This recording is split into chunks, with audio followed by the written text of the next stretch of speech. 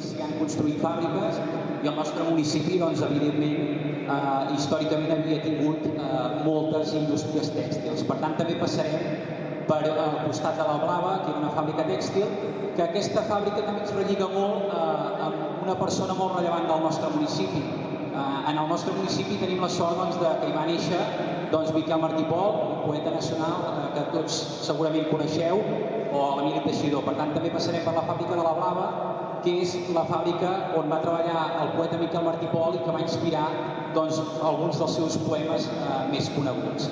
Per tant, agrair-vos que avui estigueu tots i totes al nostre municipi.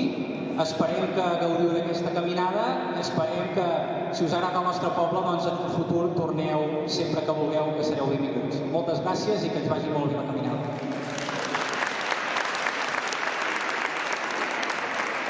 Només vull afegir una cosa.